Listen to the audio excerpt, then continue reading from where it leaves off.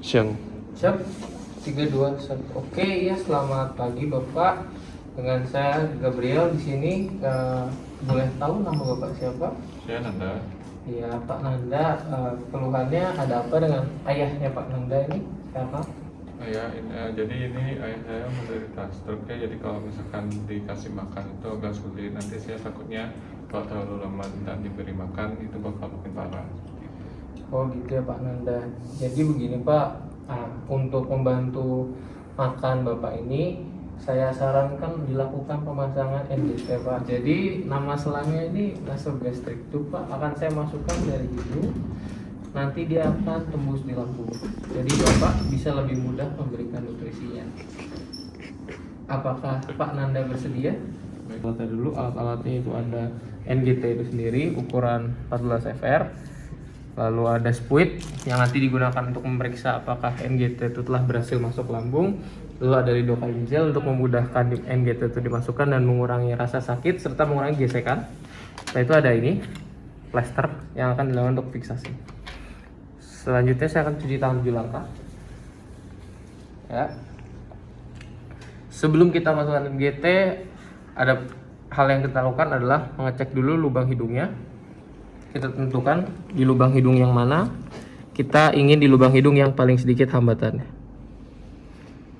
Nah, pada kasus ini saya memilih lubang hidung bagian kanan karena lubangnya lebih besar. Oke. Selanjutnya kita buka NGT-nya. Kita ukur dulu dengan metode NEX, yaitu nose, ear, and siphoideus. Dari hidungnya ke telinga. Setelah itu kita ukur panjangnya sampai di antara umbilicus dan processus siphoideus. Ya, sekitar 55. Nah, selanjutnya kita akan lembabkan atau basahi ujungnya dengan gel 15 cm, sepanjang 15 cm.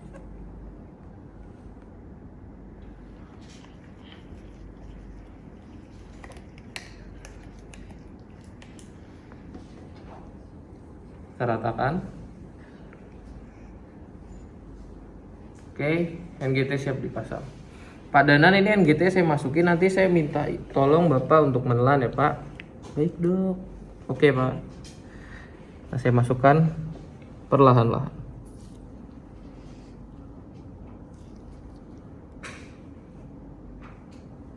Saya masukkan sampai panjang NGT yang saya tandai tadi, yaitu 55.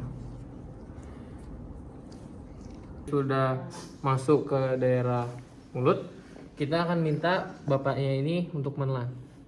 Pak Herman, boleh minta bantu menelan ya Pak, supaya NGT-nya masuk lebih mudah. Nah, ini menelan ini juga penting supaya NGT ini tidak masuk ke jalur pernafasan. Sambil kita amati pasiennya, apakah ada sianosis atau dia ada batuk-batuk karena masuk ke pernafasan. Dah, cut. Saat NGT dimasukkan, kita harus mengobservasi dan lihat pasiennya apakah ada batuk-batuk ataukah pasiennya sianosis atau susah bernafas. Kalaupun itu terjadi, kita cabut lagi dan ulangi pemasangan NGT. Kalau kita sudah masuk dan ada tahanan atau NGT-nya tersangkut di dalam, kita cabut lagi dan lakukan pemasangan ulang NGT. Oke. Kita akan masukkan terus NGT-nya sampai ke batas 55 tadi.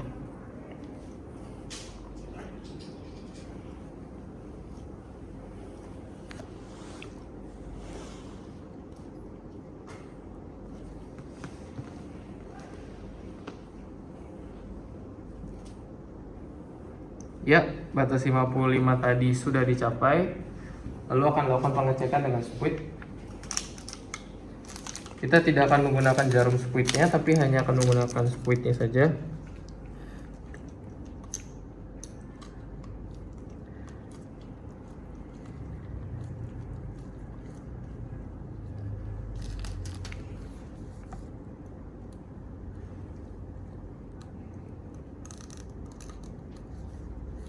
Ya, pengecekan itu dilakukan dan kita memumpahkan 2-5 mili, 2-5 mili udara ke dalam lambung pasien. Kalau terdengar bunyi seperti hus, itu artinya NGT sudah berhasil sampai di lambung. 10 mili. Nanti akan terdengar bunyi bus kalau sudah masuk. Saya membawa udara, terdengar bunyi bus pada bagian ini, berarti NGT sudah masuk. Dipastikan dapat masuk. Kalau tidak terdengar, kita bisa menarik atau mendorong NGT sampai suaranya terdengar.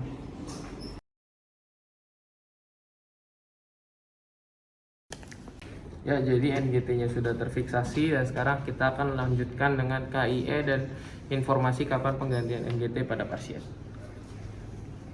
Oke, ya Pak Nanda, tadi kita sudah lakukan pematangan NGT. NGT-nya berhasil mencapai pada lambung Bapak. Nah, sebelumnya untuk NGT ini kalau bisa posisi jangan bergeser-geser. Kalau Bapak mau ke kamar mandi atau bangun dari tempat tidur, kalau bisa minta bantuan dari anggota keluarga supaya tidak bergeser, Pak. Nah, selanjutnya itu untuk penggantian itu sekitar 2 minggu sekali. Kalau Bapak ada rasa tidak nyaman, seperti sulit menelan, sulit bernafas, batuk-batuk, ataupun NGT tergeser, Bapak boleh kesini lagi untuk kita lakukan pemasangan ulang ataupun penggantian. Baik Pak Nanda, semoga cepat sembuh. Terima kasih dok. Ya.